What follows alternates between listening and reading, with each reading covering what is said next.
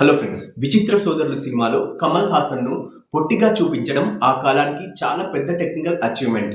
దర్శకుడు సింగీతం శ్రీనివాసరావు మరియు సినిమాటోగ్రాఫర్ కలిసి అనేక టెక్నిక్స్ యూజ్ చేశారు. ప్రధానంగా వీటిని వాడారు. Forced perspective technique, camera angles ను అలా అమర్చేవారు. కమల్ హాసన్ నిజంగా పొట్టిగా ఉన్నట్లు కనిపించేవారు. సెకండ్, నీ వాకింగ్ టెక్నిక్. కమల్ తన కాళ్లను వెనక్కి మడిచి మోకాళ్లపై నడిచేవారు. పైభాగానికి చిన్న కాళ్ళలాగా కనిపించే ప్రత్యేక కాస్ట్యూమ్స్ ని అమర్చేవారు.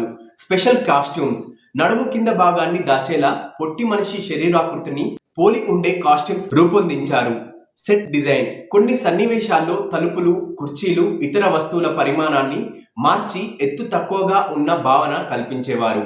కేర్ఫుల్ ఎడిటింగ్, ప్రతి షాట్ ను చాలా జాగ్రత్తగా ప్లాన్ చేసి ఎడిట్ చేయడం వల్ల ఎలాంటి మోసం కనిపించకుండా చేశారు. ఆ సమయంలో నేటిలాగా సిజిఐ, విఎఫ్ఎక్స్ అందుబాటులో లేకపోవడంతో ఎక్కువ భాగం camera tricks, sets, costumes Kamal Haasan నటన మీదే ఆధారపడ్డారు.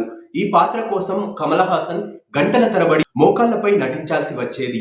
అందుకే ఈ పాత్రను భారతీయ సినిమా పరిశ్రమలో అత్యంత క్లిష్టమైన పాత్రల్లో ఒకటిగా భావిస్తారు. ఇలాంటి మరిన్ని రివ్యూల కోసం మన ఛానల్ ని సబ్స్క్రైబ్ చేసుకోండి. Thank you friends.